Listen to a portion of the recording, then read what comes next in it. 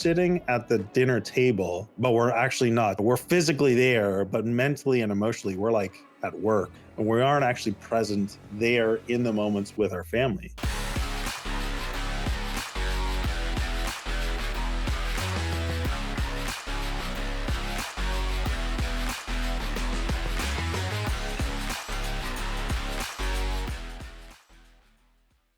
What is up, everybody? It's Ed Gow Jr. from Dad Central. And I every time I'm wondering, sometimes I see facial hair, sometimes I don't see facial hair. So this is the thing we always got to wonder, when is Drew going to have facial hair and when is he not? Hello, Drew Solon. I had, Drew Solon from Dad Central. I wish there was a rhyme or reason, but there isn't. It's Hey. usually just laziness. Hey, that's honest. Hey, what's on that cup? Funny, patient, strong, hero, leader, friend. All right. We need it's acrostic, father. Yeah, father, you need to do it. We need to do a t-shirt for that, but that's a whole other conversation. You know? You got it. All right. You are watching and listening to Dad Central, a parenting podcast to reduce stress and build confidence in fatherhood. And we are sponsored by Dove Men Plus Care. Dove Men Plus Care believe that care is the best of a man because when men care for themselves and others, there's a positive impact. We have another great conversation topic today that I know Drew's going to love chatting about. And it's how to reduce stress and build real connection with your kids as a dad. Drew, opening thoughts. Well, connection has been a default of mine for a long time. I founded Connected Dads years ago because I truly believe the power of connection is just so important. And so stress gets in the way of connection. So I think it's really relevant. Yeah, 100%, 100%. In this episode, we're going to talk about or chat about three main points: the provider trap, 2, regulating yourself before you reconnect, and then finally, connection is built in the boring. So, Drew, let's talk about the provider trap. You've never experienced that, have you? I'm not sure what dad hasn't. You know? The reality is that for some reason, we almost have this like innate biological thing that we got to provide. Now the question is it actually biological or is it more cultured or socialized? Is it just kind of because we've learned it from that's what our fathers did or the father figures that we had in our life did? I don't know what the answer is, but I think most dads experience that. Now, the challenge is in some dads who maybe they don't experience that, and they're like stay-at-home dads, and they're actually really comfortable, and what they're providing is different, but we would need more stay-at-home dads to talk about that. 100%. I just want to add that many dads, fathers, male caregivers, we prioritize productivity over presence. And it's something we have to sort of loosen up because, and I'm sure many of us were raised productivity, provide, but also there's more areas of providing other than just financial. Presence is really important, and I want to suggest a mind shift set for everyone here. Your presence is provision too. Drew, anything you want to add on to what I've shared there? Yeah, I just think of that. I think it was the Sidewalk Prophets. That's a music group. They have this song called "Lead Me," and it was essentially the voice of a wife and a child left behind by a father who's focused on essentially provision.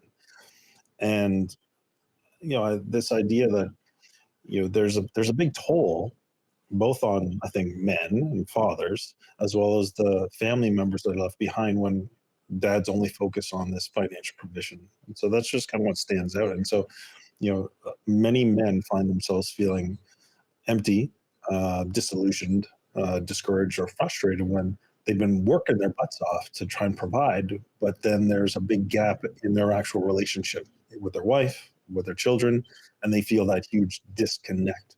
And so I think that's the real danger, right? When you focus on productivity and financial provision only at the expense of the real thing that matters, which is the relationship. And so we're not saying productivity is bad, or financial provision is bad.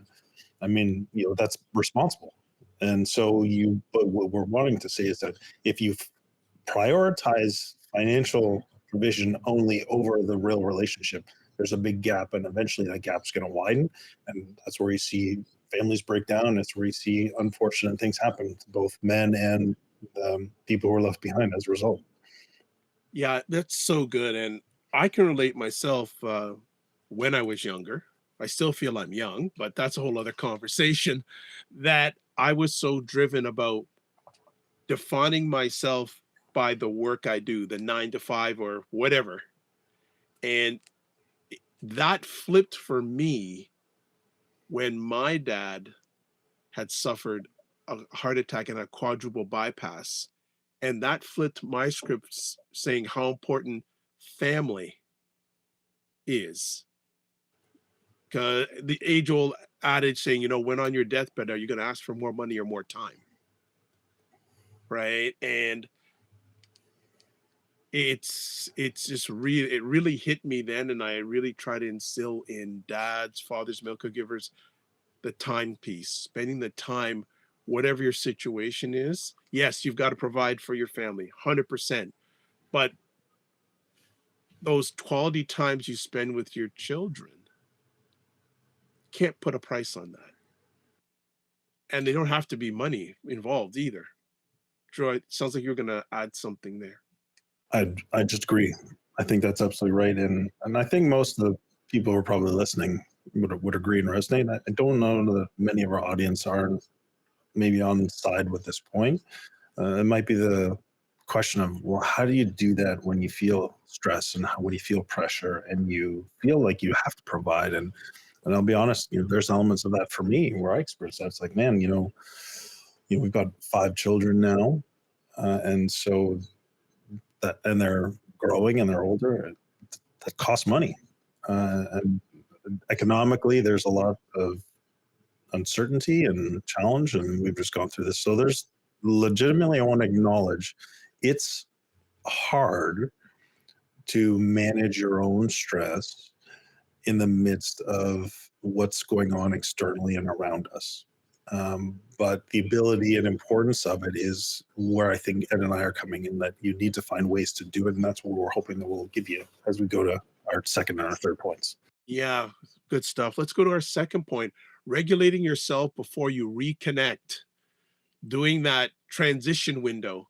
And I know, again, a lot of people listening to this can relate. How do you turn off the work mode to the dad mode? Truth, for those who are watching, they see it, but you heard, if you were listening, you just heard Drew sort of breathe there. So whenever he does like that and he gives me a smile, I says, I got to hear what's going on in that mind. So transition from the work mode to the dad mode. Well, and I talk about this idea of work-life integration as opposed to work-life balance. And so it's kind of similar here, because what that was for me was, okay, yes, a transition window is important, and being able to, the word you might say is compartmentalize, but you also have to find ways to integrate. And this is part of my challenge now, is that how do I, have work essentially at home, which is some of what I'm doing, and then make a transition being at home to then my children being home. Boundaries is really important. Taking care of myself, finding time and space. So there's a lot of challenges there. And so what's my practical strategy? When the weather's better, which is hopefully it's going to get here. Are we going to get any spring? Are we going to get spring weather? Let's not digress. Even when the weather's not good, there's no excuse for this. You're taking a 5-10 minute walk, just getting outside of the house, getting some fresh air, putting 5 minutes or 10 minutes of like a song or two that really helped me.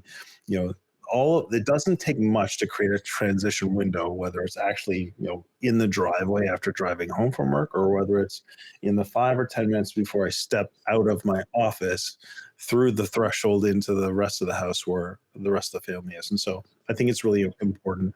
A couple of things. Anyways, I'll leave the rest for you. Yeah, good stuff. I'll just add on to that, like taking a 5-minute walk, especially if you're working from home.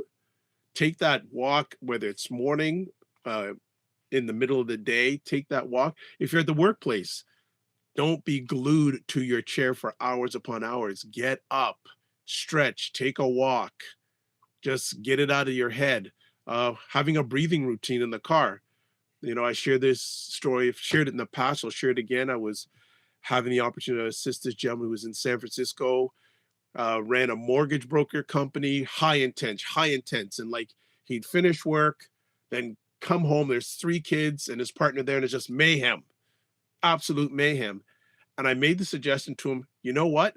First of all, see if you can leave work on time. Put that boundary of leaving work on time. And then one of two things. Do you have a decompression playlist that you can put on in the car? Don't put on the news, especially these days, but you have some songs you can listen to just ease you into the next part of your day with your family. And I also suggested that when he stops in the driveway, take about 5 minutes, relax, do some breathing, some deep breathing, so you can just get rid of everything else mentally that you've had during your day, and you can come in whole and present to your family, because you never know what's going to happen when you open up that door. Yeah, you never know what's going to happen, but I think you can always plan for and regulate yourself to be able to respond instead of react. And I think that's where we're coming from is in order to do that, you have to create the space. You have to put margin in your calendar. You have to put self-care in your calendar. You have to, make the time and then be intentional in doing it. And so I think we years ago we had Adam Hart on, and he had like a simple 33-second breathing routine.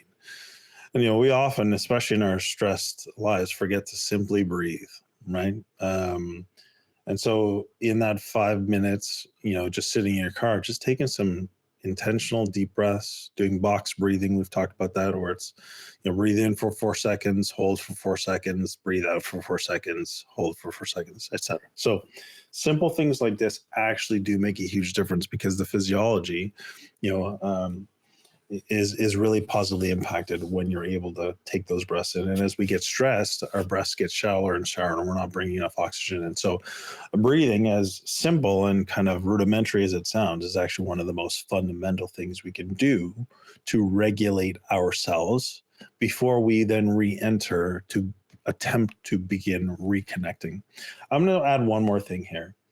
I think the importance of um, understanding our emotional state, which is a whole separate. And we just did Stuart Shanker talking about stress in the previous episode, or a few weeks ago, I guess, once this will go live. And I can't underscore how important it is to get a handle on our true emotions and to be able to process those emotions in healthy ways.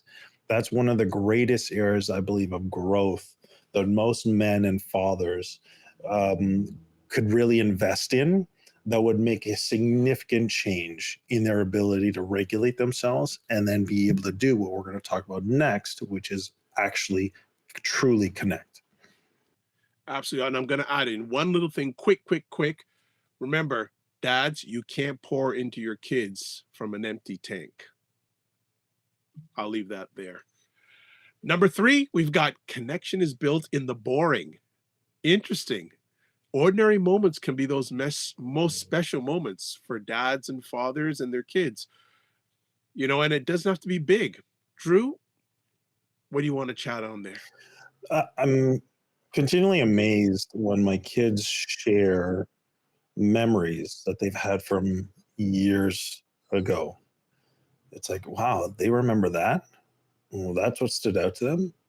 It's not because some of the moments weren't fun or exciting, but it's the little details that I didn't even know that they were aware of that really, I think, catch me by surprise. We just came back from a Florida trip, and I think about the moments that stood out to me were sitting around the dinner table, or sitting on the sort of lounging chairs after a day of kind of having fun. you know driving in the car, singing and making jokes and having just good time. Like those moments could have happened here, but we just happened to be away together. And we did some big things. You know, we did some exciting things. And yes, there are some good moments there too, but really stood out is those normal everyday moments. And so there are many dads who could probably say, we're sitting at the dinner table, but we're actually not sitting at the dinner table. You know, we're physically there, but mentally and emotionally, we're like at work or we're with, you know, some other thing that's got our attention, and we aren't actually present there in the moments with our family, able to hear and listen and make eye contact at our children or smile at them or to ask them a follow-up question when they talk about, you know, that thing that happened at school that they're really wanting you to ask about, but if you're not present, you can't actually realize, oh wow, this is a big deal for them. And it's not just, you know, and I should actually take some time to focus on them. So, you know, these daily um, minute by minute, moment by moment interactions are actually the ones, when you add them up over years and years and years, make the biggest difference and allow us to gauge or improve our connection. And so I think, you know, big gestures are wonderful. You know, big trips like we just went on are wonderful and they're exciting and they create great memories. But, you know, day to day, you have the ability to make a huge difference by just being fully present and build that connection. 100%. Just going to add on to that. Quality time doesn't have to be big or Instagram worthy. No, the small things like Drew has mentioned, also things like bedtime talks, dishwashing chats, Saturday morning pancakes, they create long-term emotional safety and trust. So I want to challenge our listeners out there, choose one boring task that they can turn to bonding time. Yeah, I like bedtime. I also like morning routine. Yeah. I know you're a morning guy just like me. I love the morning stuff. It's so good. So good. Well, we're about ready to wrap it up. We covered three things today. The provider trap, regulating yourself before you reconnect, and connection is built in the boring. Any last comments you want to make today, Drew?